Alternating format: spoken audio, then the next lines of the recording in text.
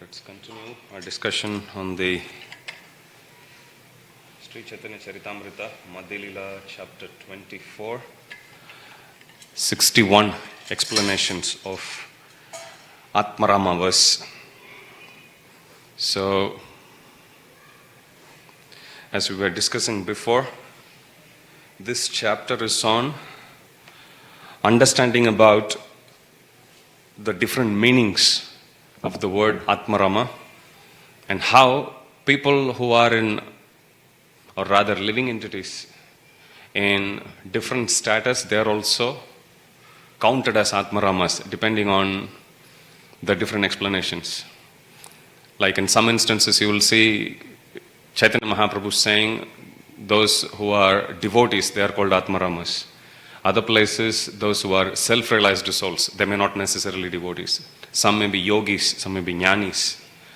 So Chaitanya Mahaprabhu, he is extending it more and more and more, the meaning of the word Atmaram. You will see a similar mood being demonstrated by Krishna himself in 12th chapter of Bhagavad Gita. If you read, at the end of reading those 20 verses, you will come to the conclusion actually everyone is a devotee.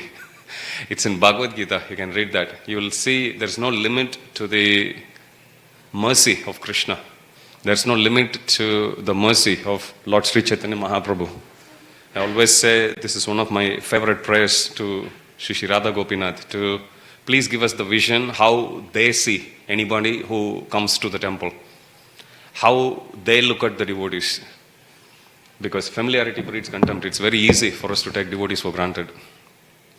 But if we see how even a little service, some tiny little jiva, a living entity does, and how grateful Krishna is feeling, understanding that is very difficult.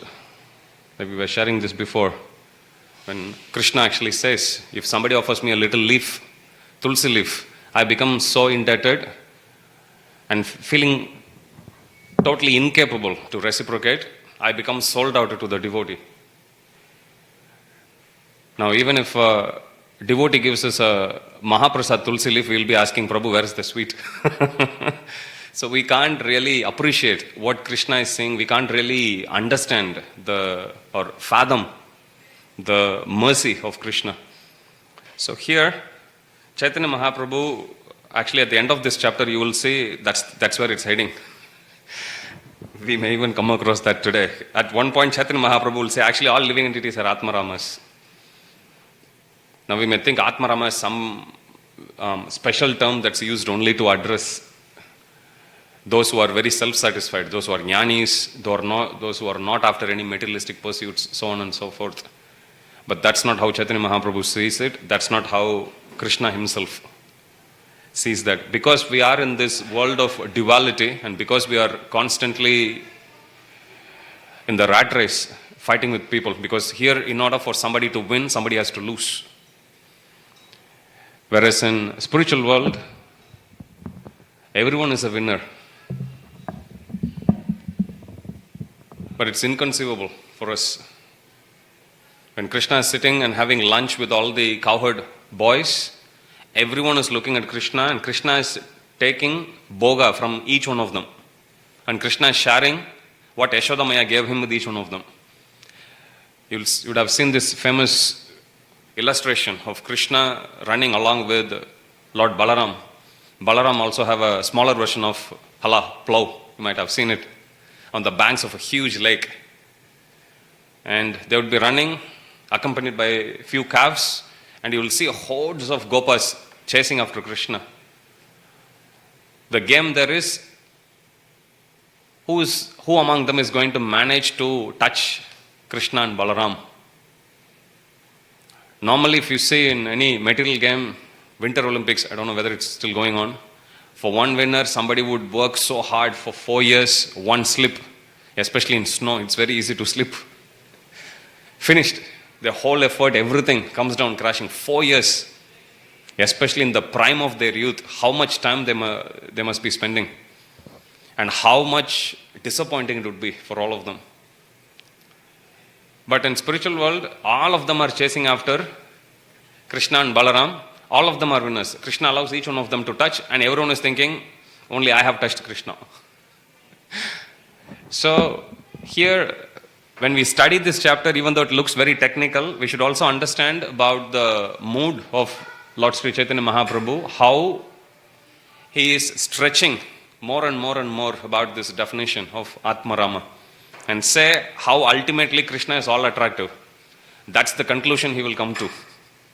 But in order to come to that conclusion, Chaitanya Mahaprabhu is taking one step at a time and he is dissecting. So far we have covered yogis, jnanis. And then we were discussing about those who are able to control one's mind, those who are able to endure difficulties, those who are endeavoring it, so on and so forth. So today we are going to continue reading another meaning, yet another meaning for the word Atmarama. Madhyalila, Sri Caitanya Caritamrta, Madhyalila chapter 24, text 200. Another meaning of the word Atma is one's characteristic nature. Whoever enjoys this particular type of nature is called Atmarama. Who wouldn't fit in that definition? Even somebody who we may actually think who is very morose, they are like that because they like it. Somebody who may be talkative by nature, we may think they are talkative, but for them, that's their constitutional position. You will see, talking about Olympics, in some instances, some athletes, when they call out their names, they'll be very focused. Some athletes, they'll have a lot of fun. They are crowd pullers. They thrive in their nature. So here, another meaning of the word Atma is one's characteristic nature. Whoever enjoys his particular type of nature is called Atmaram. Therefore, all living entities, be they moving or non-moving, are also called Atmarama. Comprehensive insurance. So Chaitanya Mahaprabhu this is like one superseding definition that overrides literally everything he spoke before. So one meaning of the word Atmarama means literally all 8.4 million species. The original nature of every living entity is to consider himself the eternal servant of Krishna. Now we should not fail to understand that even though Chaitanya Mahaprabhu is saying all the living entities are Atmarama, in what context? Context of us enjoying in this material world, to a certain extent it's true. Most importantly, Jivera Swarupa Hoy Krishna and Nityadas. Eternally, every living entity is meant for service of Krishna. In that context, Chaitanya Mahaprabhu is, and every living entity is a jiva, is a pure spirit soul, irrespective of designation. We started Bhakti Shastri course yesterday. We have about 30 students. And we were reading out a list of quotes about Bhakti Shastri. Prabhupada was saying that, so I want to institute this Bhakti Shastri degree program equivalent to MA, PhD, Prabhupada is giving equivalent. And Prabhupada is saying whoever studies these 4 books, Bhagavad Gita, NOD, Ishopanishad, NOI, all 4 books, then you will be awarded this designation. And Prabhupada is laughing because usually if you see everywhere Prabhupada condemns the designation. Sarva Upadi Vinirmuktam, Tat Paratvan Nirmalam, Prabhupada would say. But this designation is okay. Where one claims oneself as a servant of Krishna, that designation is needed. Prabhupada said actually a devotee should be proud to be serving Radha Gopinath. Actually, in front of our Radha Gopinath only. Prabhupada once, when he is seated in the temple in Glib, during Prabhupada's second visit, Radha Gopinath ji is there to his left, devotees were seated in front, and his own Vyasasan was there in the other side with this photo. So somebody was asking about a famous godman at that time by name Meher Baba. So they are asking, so Swamiji, what do you think of Meher Baba? Prabhupada just looks at Radha Gopinath, our Radha Gopinath, and Prabhupada says, we'll take Radha Gopinath, you keep Meher Baba. Like that Prabhupada says. So Radha Gopinath, we need to have a pride that yes, this is great Lord, so sweet Lord, beautiful Lord. Yesterday we were discussing Lord whose face, fingers, they are compared to 24.5 moons. So serving Radha Gopinath should be a matter of pride. It should never be a matter of burden. Prabhupada says, if when we are doing deity service, when we are doing any devotional service, if we compromise on our sadhana, Prabhupada says, same devotional service to deities will look like a burden. So when we feel any devotional service feeling a little burdensome, that's a good indicator that sadhana is not going properly. We need to focus on our chanting, focus on our reading, hearing as well. But if we balance our sadhana, then doing devotional service is good. In fact, that's our constitutional position. So it's important that we understand the original nature of every living entity is to consider himself the eternal servant of Krishna. But under the influence of Maya, he thinks himself to be the body, and thus his original consciousness is covered. Text 203. Living entities include great personalities like the four Kumaras and also low-class foolish people, trees, plants, birds, beasts. Everyone.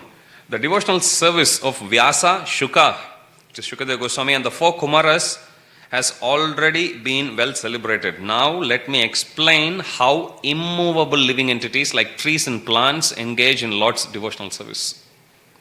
Everyone is eligible to receive Krishna's mercy, including Vyasadeva, four Kumaras, Shukadeva Goswami, low-born creatures, trees, plants, and beasts. By Krishna's mercy, they are elevated and engaged in his service. This land of Vrindavana, Vrajabhumi, is glorified today because your lotus feet have touched her earth and grass. Your fingernails have touched her trees and creepers, and your merciful eyes have glanced upon her rivers, hills, birds, and beasts. The gopis have been embraced by your arms, and even the goddess of fortune desires this. Now all these are glorified. So anything and everything related to Krishna, they are all glorified. Anything and everything related to Krishna, they are all Mahaprasad. When the first 6 sons of Mother Devaki, who represent Kama, Krodha, Moha, Kama, Krodha, Moha, Lobha, Mada, Matsarya. They were originally 6 sons of Lord Brahma, Brahma's Manasaputra, Marichi. But then when Brahma was in that pastime, when he was running after his own daughter, when these 6 grandsons of Brahma, when they look at Brahma, they laugh, breaching the etiquette. And because of that, they fall down from their position and they are later born as 6 sons of Kalanemi. And then in that birth, again they get a curse from Hiranyakashipu, because Hiranyakashipu thinks only he can monopolize getting boons. He alone would practice tapasya for not 1 or 2, close to 36,000 years. Human earthly years. That's how long he meditated on Lord Brahma. 100 celestial years it's given. So then he meditated, he saw Lord Brahma and he got the boon. And he was the sole ruler of the entire universe. Can you believe it? So he was ruling it, but then he got very upset when his own grandsons, they were going and worshipping Lord Brahma and getting boon. So feeling obviously little insulted, little insecure, he curses them that in future you will be killed by your own father, which is Kalanemi, in this life. But Kalanemi later, if you read that description about the war which Vishnu fights with Kalanemi, it will be really good. You read that, you will see all wonderful details about the kind of weapons they used, the kind of animals they used in that war. So he gets killed. Later on, Narada Muni comes and reveals this to Kamsa. This Kalanemi, later on he becomes Kamsa. So he kills, true to that curse which Hiranyakashipu gave those 6 sons. He kills all 6 of them. But then later on, Mother Devaki asks Krishna Balram that we know that in the past, as Guru Dakshina, you have brought back dead sons of Sandipani Muni. Why don't you please do that to your own 6 elder brothers? Krishna says, no problem. He goes, brings back the dead sons. It's given. When Mother Devaki sent those sons, or rather when she didn't send, when right in front of Mother Devaki's eyes, when Kamsa threw them and killed them, they haven't even been fed her mother's milk or her milk even once. So they were born and immediately killed. straight away. So when she sees these boys, out of her motherly affection, she then gets them and she feeds them with the milk.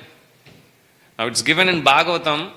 This is not ordinary milk, because when baby Krishna was born, before baby Krishna went to Vrindavan, at that time Mother Devaki is thinking it's going to be a long walk, and this is new baby needs to have the strength to endure until he goes to Vrindavan. So let me quickly feed him. So she fed.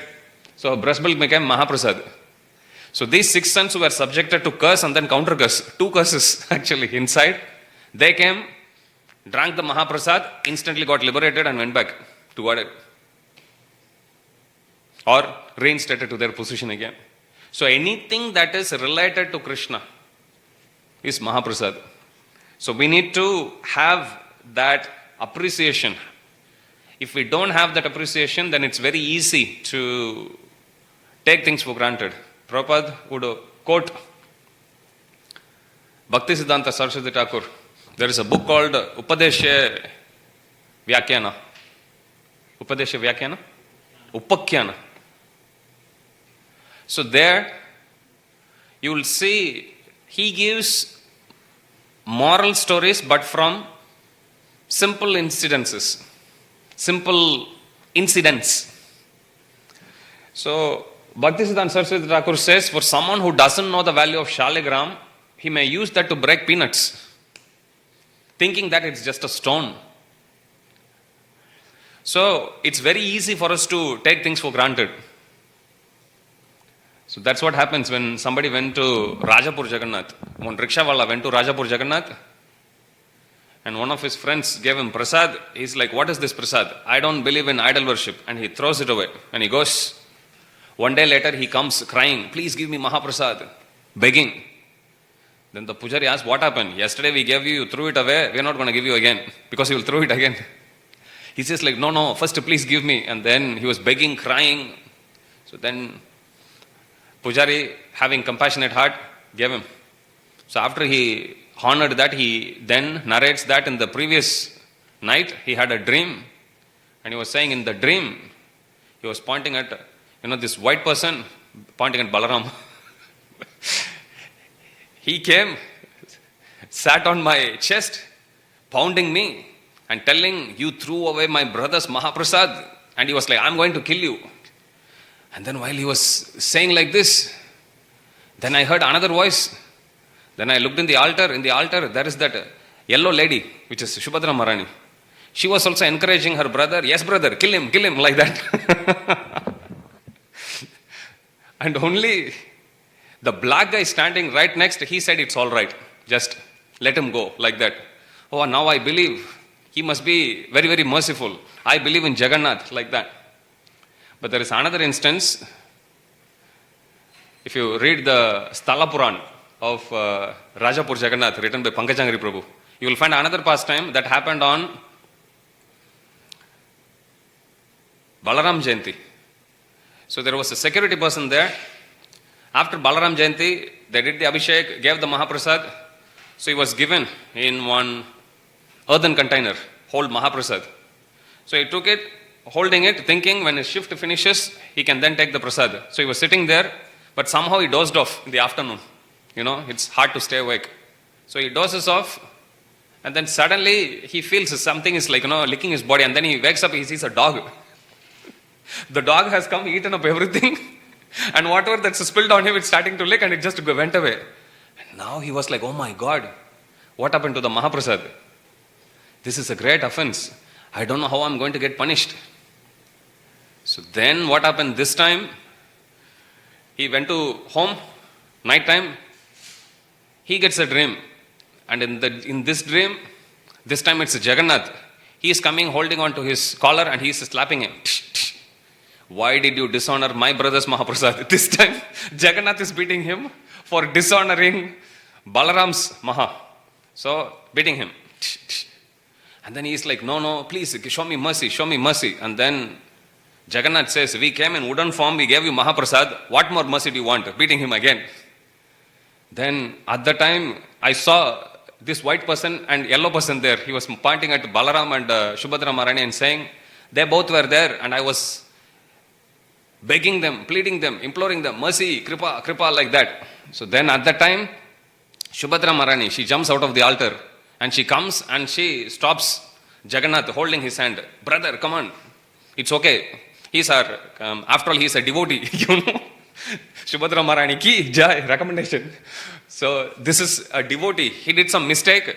He wasn't going to offend, but he just slept. No, but he should have secured the Mahaprasad. Next time, remember, don't put it aside. Keep, it's your responsibility. So then Jagannath was in no mood to spare him.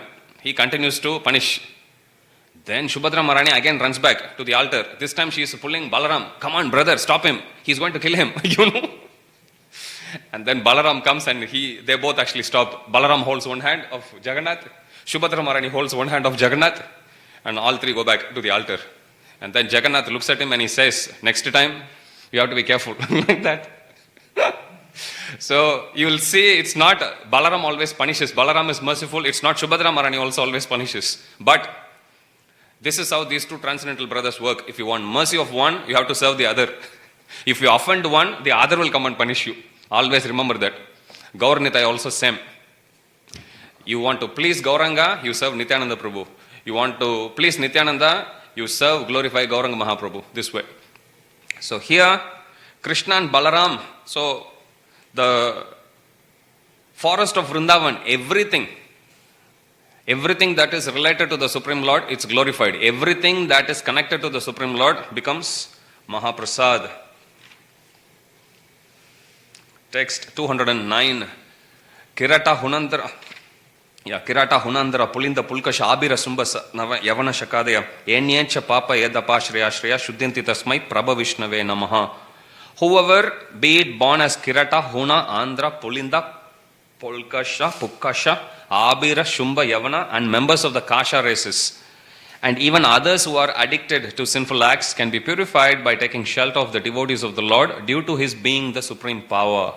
I beg to offer my respectful obeisances unto him. So in this way, this meaning of the word Atmarama is given, especially in relation to the nature, which means like every living entity. In this particular verse actually glorifies about the holy name.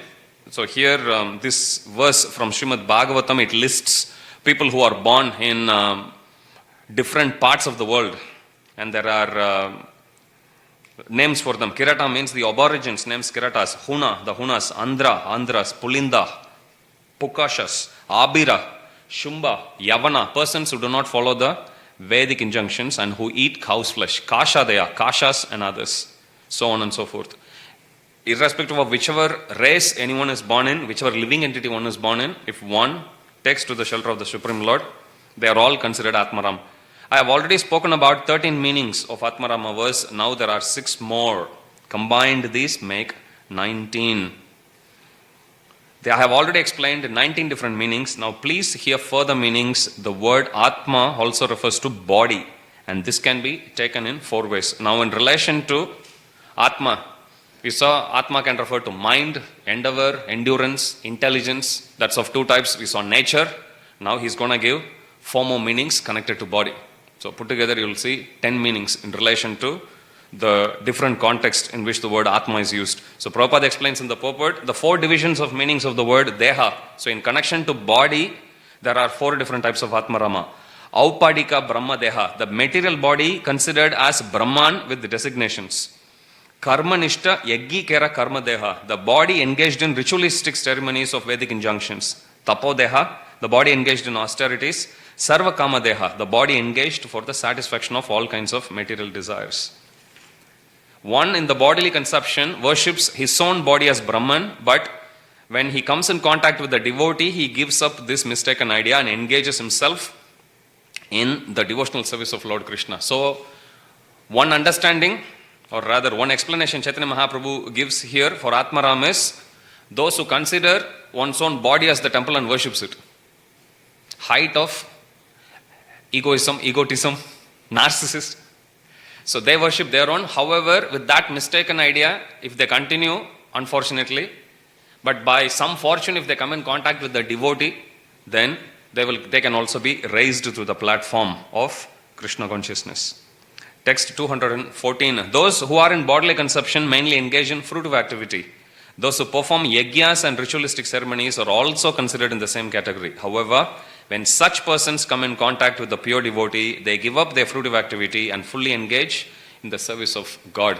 Sages of Naimisharanya. Until Suta Goswami, he walked in that assembly of the sages of Naimisharanya, they did this as a fruitive activity only. But when they hear the unparalleled pastimes of the Supreme Personality of Godhead, then that is when their heart transforms and they take up to Krishna Bhakti fully. So this verse actually glorifies about this association of Suta Goswami. This is Srimad Bhagavatam 1.8.12. So here, as Suta Goswami is coming, the sages have already embarked on a huge yagya and they are offering ahuti. And because of the result of ahuti, already contamination happened in pure ghee. Too much smoke is coming and their whole body is covered with black smoke.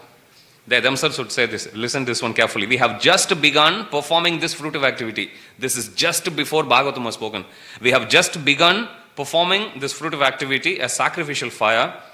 But due to the many imperfections in our action, we are not certain of its result. Our bodies have become black from the smoke. But we are factually pleased by the nectar of the lotus feet of personality of Godhead, Govinda, which you are distributing. So this is the words of sages of Naimisharanya.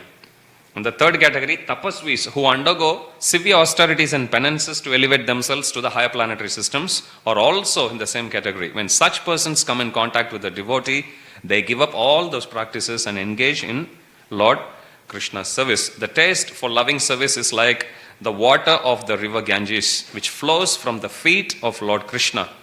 Every day, that taste diminishes the results of sinful activities acquired over a period of many births by those who perform austerities. The glory of Mother Ganga is so powerful that even somebody who thinks about her get purified. Somebody who goes to take bath in Mother Ganga, if they give up their life, still they'll go to Vaikuntha, having taken the same benefit of going and taking bath. That's how powerful Mother Ganga is. As long as one labors under the bodily conception, he must fulfill volumes and volumes of material desires. Thus, a person is called Atmarama. When such an Atmarama is favored by the mercy of Krishna, he gives up his so-called self-satisfaction and engages in the transcendental loving service of the Lord. In this context, Chaitanya Mahaprabhu is quoting, Stanabilasi tapasistitoham tvam praptavan deva munindra guhyam kacham vichinvan apidiviratram swami kritartosmi varam nayache. This is the verse that's sung by Dhruva Maharaj when he sees Vishnu. Originally, Dhruva Maharaj starts his tapasya, taking instruction from Narada Muni, simply to acquire a kingdom greater than Lord Brahma, who is his grandfather. So, after he sees the Lord, this is what he's saying. He's saying, my Lord, I was searching after a broken piece of glass, but now I have actually seen this huge diamond mine, which is you. I don't want anything. Swami Kritartosmi Varam Nayache. You will never come across an instance like this. You know, somebody going through 6 months, strenuous tapasya, chanting Om Namo Bhagavate Vasudevaya, and then finally Supreme Lord comes, I'm satisfied, no more. You know, you will never come across any tapasvi doing such a very painful exercise of doing tapasya, but then when the object of their meditation comes right in front of them, they say, I'm satisfied. Sorry, no thanks. But that's what he did. Dhruva Maharaj. In addition to the 19 meanings of the verse mentioned previously, there are 4 further meanings when the word Atmarama is taken to mean those laboring under the bodily conception. This brings the total to 23. Now here of another 3 meanings which are very suitable. So these 3 meanings, he would say how the sages, they practice Krishna, they take up to Krishna consciousness and they serve the Supreme Lord. In one context, he would say, depending on how the word cha is used. In another instance, he would say, both not only sages but also munis. Difference between muni and sage. Munis means, Prabhupada says that they are speculative thinkers. And by definition, one is called a Muni if he or she can think in a certain way that has never been done before. Unless there is already one Muni, if somebody speculates in exactly same way, then you don't get the title as Muni. In order to be given the title as Muni, you should be a totally independent, unique thinker. Narada Muni. But Narada Muni's speculation, thoughtfulness is inside the realm of bhakti. But you will come across other Munis also, who are not necessarily Pulastya Muni. You will not necessarily come across them as pure devotees, so to speak. So many Munis you will come across. So those are the two meanings. Now third meaning, which is of interest for us here, Chaitanya Mahaprabhu would say in relation to the glory of Sadhu Sangha. Jai Shri Shri Radha Gopinath Bhagwan Ki Jai. Atmarama can also mean Vyada. Vyada means somebody who is in lower level. Not only Munis, not only sages, but also somebody who is lower than even Chandalas, lower than Shudras, hunters, butchers. So in relation to that, Chaitanya Mahaprabhu is going to say, how can even such people take up to the process of Krishna consciousness and still be counted as Atmarama? So in relation to that, Chaitanya Mahaprabhu would narrate the story of Mrigari the Hunter. So Mrigari was a hunter. He comes from a parampara of hunters. His father, great-grandfather, grandfather, great-grandfather, so on and so forth. This is all they do. But not only will he hunt the animals, he will half kill them and make them writhe in pain, make them lose blood, and he would sit there, watch them die. This is how he was taught to hunt since childhood. So Narada Muni, one day he sees these half-killed animals and he comes and he tells Mrigari, did you do this? Then Mrigari says, yeah. You look like a saintly person. Do you like a skin of a deer? Please wait, I'll give you. It's there. Chaitanya Mahaprabhu himself narrates. That's what he tells him. Narada Muni says, no, I don't want it. Then Narada Muni says, do you know how much sinful reaction you have to incur because of this? Then he says, I don't know. This is what I was actually taught. This is what I grew up watching. And this is what I do. This is my living. Do you have family? He says, yeah, I have my wife. So this is how I maintain my family. Then Narada Muni preaches to him, teaching him what sins and how he will actually suffer, what is awaiting him. You will come across Prabhupada's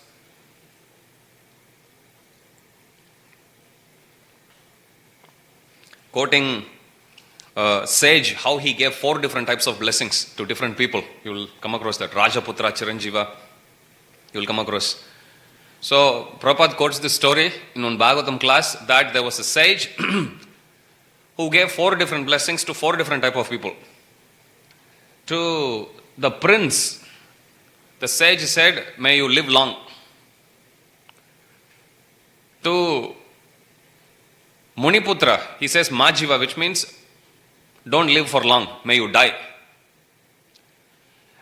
To a devotee, he says, you either live or die. And to a butcher, he says, you neither live nor die. And Prabhupada then explains. He says, usually if you see somebody who is born with a silver spoon, brought up as a prince, brought up in a very affluent situation, they are usually accustomed to women, wine, gambling. It's given in Srimad Bhagavatam itself, actually. Nahi anyo jusato joshan. Buddhi brahmsho rajogunaha. Srimadaadapi jatyader yatra stri dyutam ashavaha. It's given. When Narada Muni looks at Manikriva and Nalakuvera, he says, usually there are 4 causes of pride. Janma, Aishwarya, Shruta, Shribi. Edamana, Madapuman, as Kunti Devi says. Janma, one can feel very proud because of high parentage. Aishwarya, because of wealth. Shruta, one's education. One may think, look at how greatly educated I am. Look at you. You are not so highly qualified as me. And Shri, beauty. Look at how beautiful, how handsome, how pretty, so on and so forth. So, these four can be cause of pride. However, Narada Muni says, Nahi anyo jusato dosyan, buddhi bramsho rajagunaha. Of these four, nothing causes madness in one's mind as much as Srimadapi Jati there, as much as the wealth that is causing. Of these four, the pride that comes out of wealth is considered to be worst. Why? Srimadapi Jati there, yatra stri dyutam ashavaha. Once this wealth comes, then it's given, then enjoyment with the opposite sex, women, wine, gambling, everything follows. So Narada Muni says this to Manikriva and Nalakuvera before pronouncing to curse them. So, somebody who is born in such an environment, it's very easy for them to fall prey to all the allurements. Now, that being the case, the sage, looking at one such prince, he said, may you live long. Why? Because you are just incurring sins now. Your future life doesn't look good. So may you extend your good time as much as possible. So Rajaputra Chiranjiva, may you live long. Whereas Muniputra, he says, may you die soon. Why? Muniputra, somebody who is in the forest, they are usually not very pure devotees. We were discussing, they may be Brahma Upasakas, Antaryami Upasakas, they may be worshippers of Brahma, Brahmavadis, they may be yogis, usually they fall in that category. Devotees usually don't go and do tapasya in the forest. They do glorification of Krishna in the temple. Even if you see Ajamila, after being protected right from the verge of death, actually from the jaws of death, his soul came out. He was the first one, I was thinking, who must have had out-of-body experience. Pulled out and then went back in from the body. So then after that, he then awakens. Jagrati happens. And then he goes to Haridwar. Bhagavatam says, if you read in Haridwar, you may think he went there, made one nice bhajan kutir on the banks of Ganga. He sit there, I don't know, ate only Madhukari. No. Ajamela went to one ISKCON temple. In Haridwar it's given. There's already a temple there. He went, took darshan of the Lord, sat outside, same temple in the courtyard, went on with japa, and that's it. He went back to Godhead. So when you look at Ajamila, you can understand how simple the process of bhakti is. He didn't do anything fancy, even in bygone ages, actually. And Shukadeva Goswami is saying, long ago this happened like that. He heard it from Agastya Muni. He must, and Shukadeva Goswami is saying, this happened, I heard it from Agastya Muni. He says like that. Because nobody has challenged the Yamaraj until this pastime happened. Until that point, that's why Yamadutas get very upset. First question they ask Yamaraj is, my Lord, first of all tell us, are you our Lord or is there anyone superior to you? Then Yamaraj says, well, there is someone superior to me. Why didn't you tell us? Then they get upset. You will see that. So this is something that happened in like Satya Yuga. Agastya Muni is saying in bygone age to Shukadeva. Shukadeva Goswami is saying, I heard this confidential pastime that happened in some eons ago. So even at that time, he's going to ISKCON temple only, sitting outside, taking some Mahaprasad, sitting and chanting. So we don't need to do anything fancy. Just keep coming, take prasad, do your japa here. You get 1,000 times more benefit if you do japa in the temple compared to when you do in home. That's the beauty of doing any devotional service. I'm quoting Bhagavatam. Bhagavatam says that. Any devotional activity you do in the temple, you get 1,000 times the benefit. So, he says, somebody who is a son of Muni, when they go to forest, they do so much tapasya, eating with just roots, fruits, nothing else.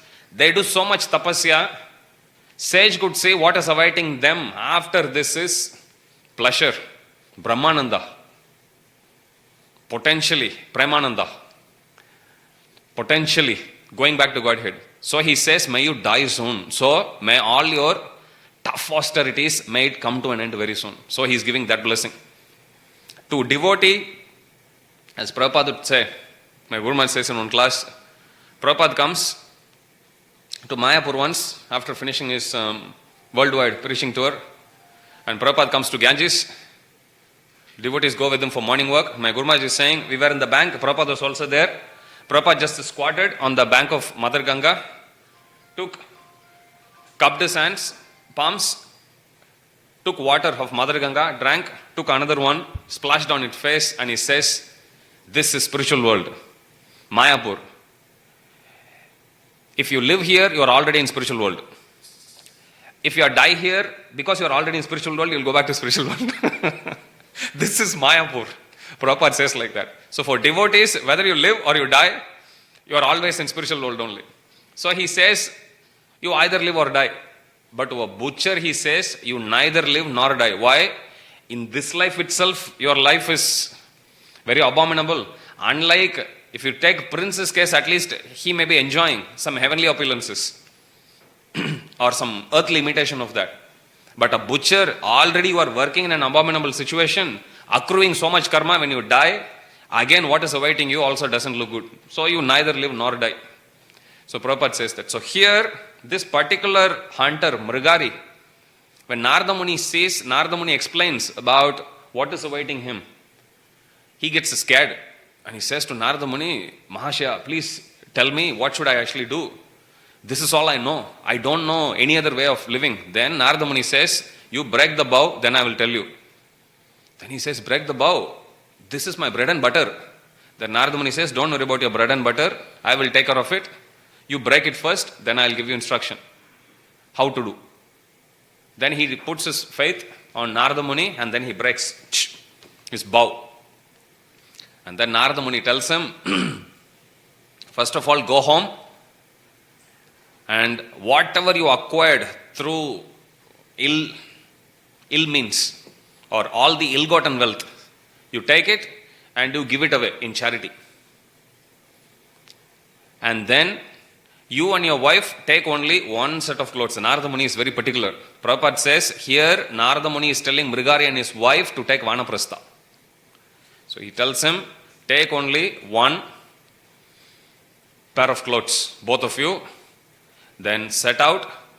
And then Narada Muni points on the outskirts, there is a river, make a kutir on the bank, plant a Tulasi tree just outside, plant a Tulsi Marani outside. You water Tulsi Marani every day and you chant Hare Krishna every day. In regard to food, he says, I will make arrangement, you don't worry. And then saying this, Narada Muni goes. So Mrigari, true to the words of Narada Muni, he follows his instructions. And then as he is practicing, one day Narada Muni tells to his friend Parvata Muni. If you read that section, you will find it very interesting.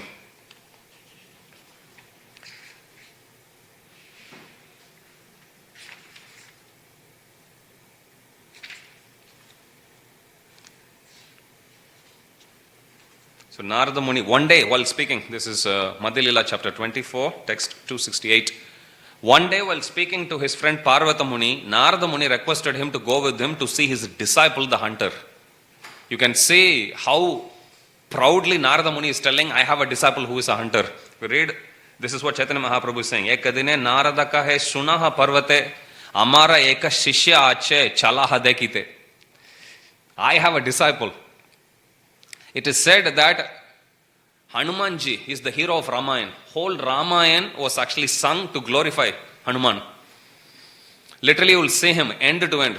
From Lord Ram's Balya Lila you will see, even before that you will see. And then whole Ayodhya Lila, after that what happened in Lanka, again coming back. Then Mother Sita going to forest, again you will see. Even during Lavakusha's episode you will see Hanumanji again. Again at the end also you will see. After Lord Ram takes the residence, you will still see pastimes of Hanuman. Same way, Acharyas say, Narada Muni is also there in every canto of Srimad Bhagavatam. Literally every chapter you will see. Anyone you see in Srimad Bhagavatam, you can either directly link to Narada Muni or there will be some disciple of Narada Muni. So Narada Muni is everywhere, all the time. So here, he has so many disciples, but look at the mood of the spiritual master. One day while speaking to his friend Parvata Muni, Narada Muni requested him to go with him to see his disciple the hunter. Narada Muni ki joy. So he's proudly saying, I have a disciple who was a hunter, ex-hunter, let us see. As the saintly sages approached the hunter's place, the hunter could see them from a distance. With great alacrity, the hunter began to run towards the spiritual master, but he could not fall down and offer obeisances because ants were running hither and thither around his feet. Harishori Prabhu writes in great transcendental diary, or a transcendental diary. He says, Prabhupada had one bowl with rasagullas. So when devotees came, Prabhupada was giving them. Prabhupada washed his hand, so he came to take the bowl out, but there was some few drops of the sweet syrup that was spilled on the table. And he could see few ants. And there are a lot of pastimes actually of Prabhupada showing compassion to other living entities. My Guru Maharaj says once it happened in Montreal temple. One day my Guru Maharaj went in. Prabhupada was talking to a cockroach. Prabhupada got hold of a cockroach. And then he looked at the cockroach, he opened the window, and my Guru Maharaj is saying, I was looking at it, I was stunned. Prabhupada talking to a cockroach. So then Prabhupada looks at the cockroach and he says, you are struggling in my room. I give you the whole world. Enjoy. And then Prabhupada let it out. Another instance, actually, Shrutakirti Prabhu, he writes in What is the Difficulty? book. He writes there that, Hare Krishna Mataji, the darshan will open at 9 o'clock. Arati will be at 9. You are welcome to sit down. Or if you have to wait outside, totally up to you. So, one day, Prabhupada was actually having lunch and Shrutakirti Prabhu started to serve. So then Prabhupada was eating. As soon as he started eating, he said immediately, this is in Mayapur, row of ants started to come. So then they started to climb up. Now Shrutakirti Prabhu didn't know what to do. And Prabhupada was telling Shrutakirti Prabhu, don't worry, they don't eat much. Actually, to one disciple, Prabhupada is writing, when the disciple is writing, Prabhupada, there are a lot of bugs in Tulsi Marani. What is the way to remove the bugs? Prabhupada says, don't worry, they don't eat much. Prabhupada is very compassionate. Krishna Tulsi Mataji, who is taking care of our Tulsi Marani for like more than 36, 37 years. She is also super compassionate. Last week, she was picking some worms, because what happens, usually during this season, the flies come in, they lay the eggs and they go. And the eggs, when they actually germinate, the little worms come out. Until they develop flies, they start eating. Sometimes you will see, the worm will be so small, they'll finish eating the whole Tulsi Marani plant. I think sometimes what is happening to all the leaves, going into one small tummy. But they keep on eating. So Mataji one day she collected. Last week she showed me. So I have all this. Then I thought okay, Mataji is very compassionate. Usually I also see, they don't like sometimes when it gets very hot, you sprinkle water on them. They'll be very upset. Who is this? Like that they start to wag their tail. Then you know, this plant has it, because their color also exactly matches Tulsi Marani. Because all they have eaten is only Mahaprasad. So you have to plug them, and then we usually bring them outside, leave it in one of the other plants outside. But Mataji was collecting all of them. In box. I'm asking Mataji, what are you going to do? She is telling me that because they are new little babies, they are born and they are used to eating only Tulsi Marani's leaves. I got shocked when I heard what she said next. So if you put her in other leaves, they may have indigestion. So I'll go buy garden basil, which comes under family of Tulsi Marani. And I will put them there. They can eat that and they will fly away. I was thinking, Mataji, So, merciful devotees. So Prabhupada is telling Shrutakirti Prabhu, don't worry, they don't eat much. So Prabhupada is eating. Shrutakirti Prabhu is saying, the ants come this direction. Prabhupada would finish eating one item. It was like a big plate. Whatever item Prabhupada finishes eating, Prabhupada would put in one corner. Ants will come only for Mahaprasad without touching Bhoga. They will come, take a piece, they'll go. Next one will come, take a piece, they'll go. And they won't come this side. He would eat, finish the next item, finish the next item. And Shrutakirti Prabhu was saying, Even the ants know where to go for Mahaprasad. They don't come this side for Bhoga.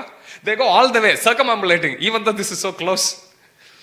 So like that. So in this instance, coming to Harishori Prabhu's pastime, so there was some drops of sweet syrup. So by the time Harishori Prabhu comes back to, because initially he had to take the bowl out, wash it. By the time he comes back, he notices he wanted to wipe, but at that time he's seeing there are ants around.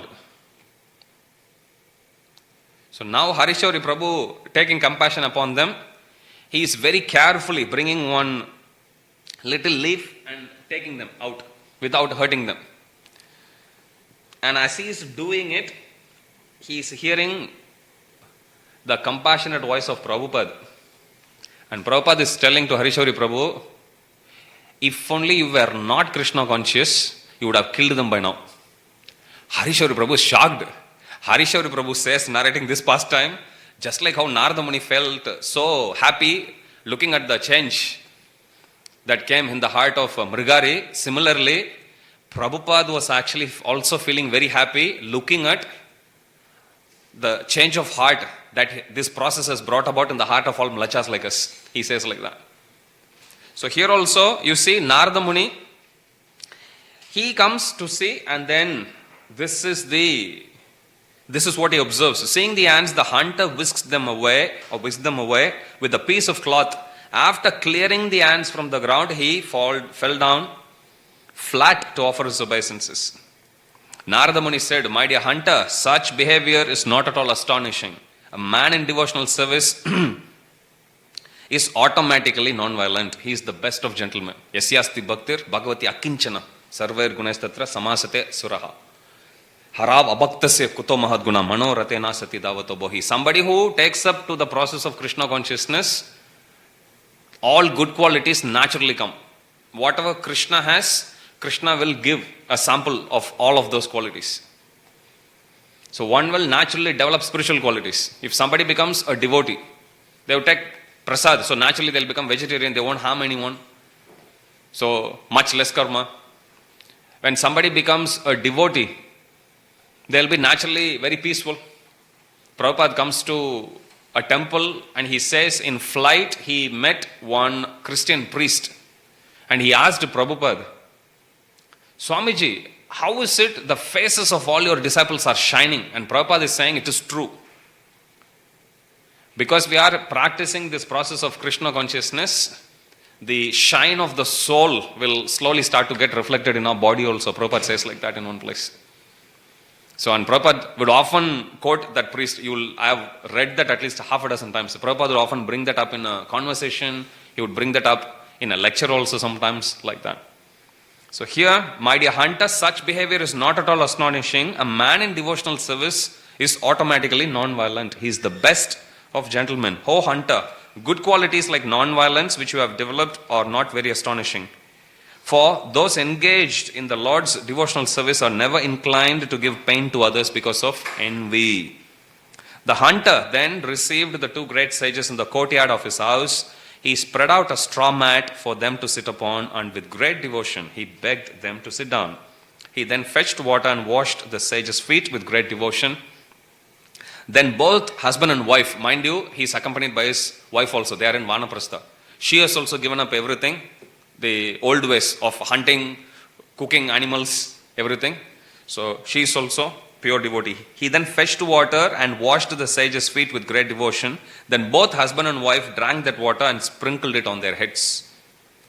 When the hunter chanted the Hare Krishna Mahamantra before his spiritual master, his body trembled and tears welled up in his eyes. Reading about washing feet, one pastime from Ramayana comes to mind. Lord Ram, when he goes to forest, he has a friend who is a tribal king by name Guha, might have heard. So, Lord Ram had to cross the river to go to the other side. So he comes close to the boat. And at that time he then gets on board, that the boatman is starting to row.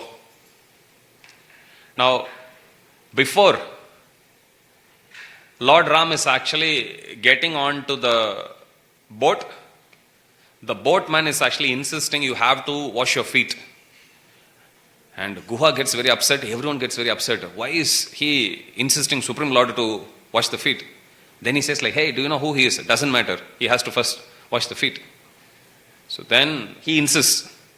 Then Lord Ram obliges. He stands there. Then the boatman himself actually fetches water and he washes Lord Ram's lotus feet. He sprinkles on his head also. He feels very happy. Guga also takes the water, sprinkles.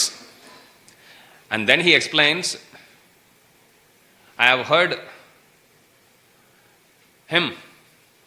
Once when he actually went, there was wife of a great sage who was turned to a stone simply by the touch of his lotus feet.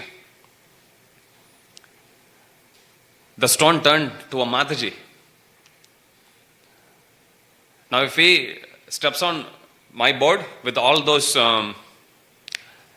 dust, when he comes there to my boat, because of his slight touch, one stone turned to a Mataji. I already have 2 daughters who I have to marry off. If he comes to the boat and because of his touch, my whole boat gets filled with so many Matajis, I can't actually marry off so many daughters. This is his consciousness. So he gets in, he rows. And as he is rowing, Mother Sita also sees his innocent devotion. So then Mother Sita pulls out one ring, gives it to Lord Ram, and she tells to Lord Ram, give it to him. Poor guy, but he's your wonderful servant. She's goddess of fortune. So Lord Ram says, all right, take this. Then the boatman actually tells to Lord Ram, same boatman, no formalities between people in same profession. And then Lord Ram says, same profession. Then he says like, yeah, whoever takes to shelter of your lotus feet, you also help them cross Bhavasagar, going from one end of the material ocean to the other end, which is Vaikunta. I am also taking people from one end of the river to the other end. We both are same professional, so no formalities. He says like that. Mother Sita laughs. That's also given in Bhagavad Ramayana. So you can see Lord Ram, he appreciates innocent devotion. When the hunter chanted the Hare Krishna Mahamantra before spiritual master, his body trembled and tears welled up in his eyes. Filled with ecstatic love, he raised his hands and began to dance, waving his garments up and down. Now Parvata Muni is a silent spectator to all this. What did Narada Muni tell him before bringing him here? Come on, let's check out my Sishya who is a hunter. That's what he... And what he's seeing here is all symptoms of Mahabhagavata, somebody in prema level.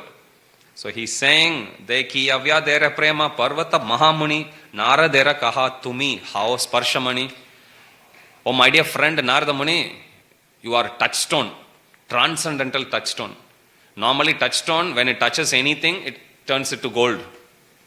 But Narada Muni is touchstone, but which means whoever gets touched by his influence, they will become pure devotees. When Parvata Muni saw the ecstatic loving symptoms of the hunter, he told Narada, certainly you are a touchstone.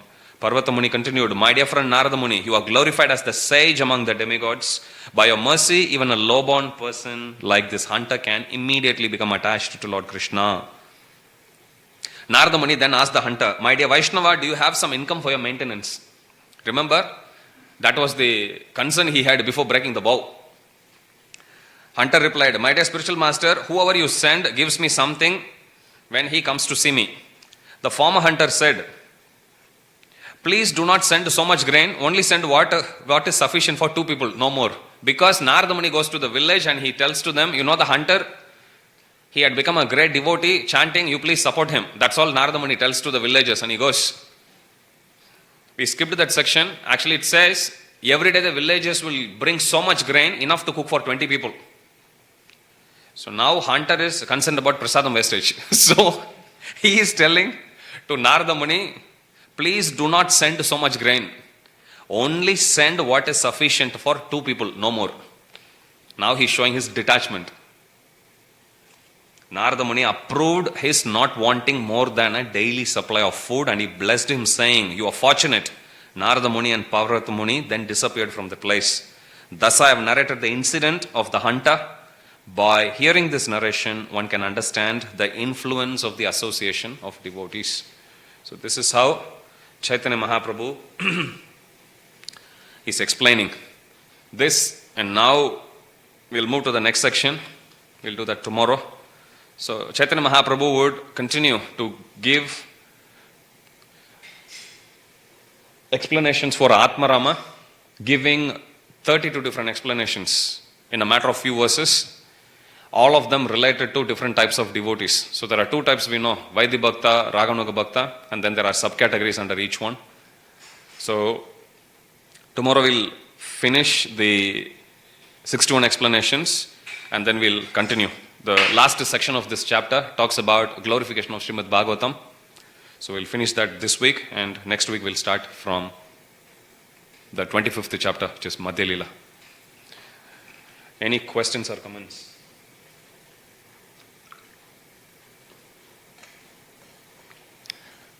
I thought I have hat trick. 3 classes, no questions.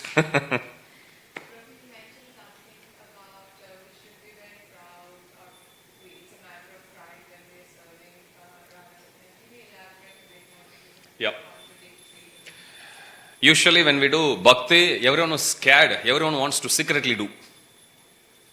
I remember when I came to Hare Krishna temple first time in Adelaide, everything was okay. I liked the deity service. Initially when you walk in, everyone has this experience. You look at Prabhupada and you don't know, is this person real? Everyone has that. And you sit there and you secretly look. And then Prabhupada has a grave, merciful look, still you are scared. And you are ashamed to ask others also, because typical Hare Krishna beginner's problem actually. So we all have that. Then after that, Kirtan starts. Kirtan itself is new. I come from South India. Kirtan is not something they do as part of the Arati. Only few who know Sanskrit they'll do. Yeah, Mataji is from South India, Shinu. So, or somebody who know Carnatic music, they will sing. We'll sit there without understanding everything, pretend that we understand everything, swear the body and we walk out, basically, that's all. This is the background I come from. So we go in, and then suddenly there was Arati. This is okay. One devotee singing very melodiously, so you can hear. Suddenly I see one devotee jumping. I'm like, what is this? And now you will immediately recognize who is new. It's very easy. One who is lost like you must be in your own boat. So now you know who the other person is. Every day I actually see any new person, I know exactly. I know that look. I also went through that. Trust me. So then we see, then I look at them, there is similar shock. Now our psychology is, I have to prove to this person I don't belong to these guys. So now you try to go away from them and pretend as if you're also new now. So this everyone goes through. Until you come to a point wherein you realize the whole idea of dancing in front of Radha Gopinath is to express your bhakti, basically, that's all. Your joy, just like, even your favorite cricket team wins World Cup. You say, hey, nobody is watching. Why are you doing this? You are just wanting to express your joy. So same way, when we are coming in front of Radha Gopinath, the beauty of Radha Gopinath, the whole form of Radha Gopinath, they are personification, their whole body is made of happiness. So you just look at them, you'll feel very happy, blissful. So you are expressing your joy to give them pleasure. When we dance it for their pleasure. They are the king and queen, and for them we dance for their pleasure. That's all. So when you understand that, then it makes more sense. And when you hear something like a quote of Bhakti Tirtha Maharaj, it makes even more sense.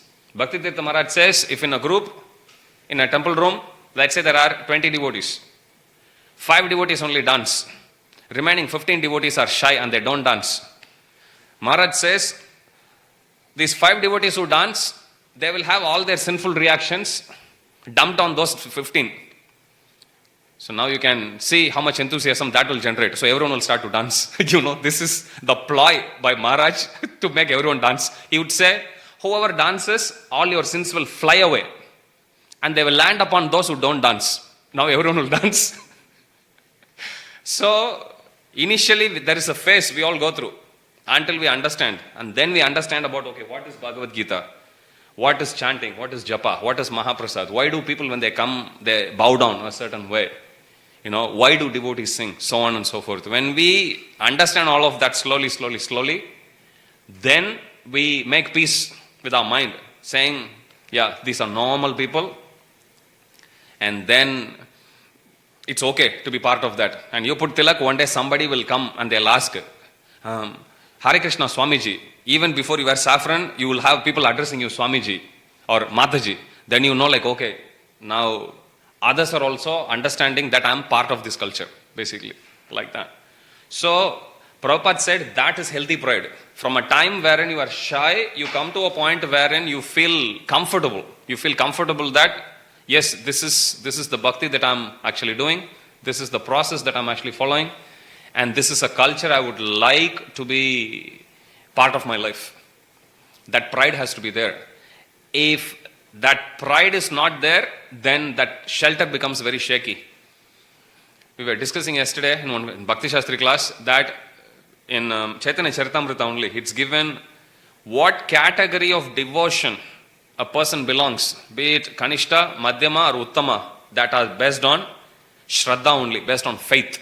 Shraddha Anusari, it's given. Somebody who is in Kanishta Adhikari platform, their faith is very weak because their knowledge is very weak. They don't have knowledge of Shastra. Which means somebody may come to temple, but there may be others who can easily influence them, stopping them from going, taking a process of Krishna consciousness. Faith is weak, knowledge about Shastra is weak. That's Kanishta. Madhyama, faith is strong, but knowledge is weak.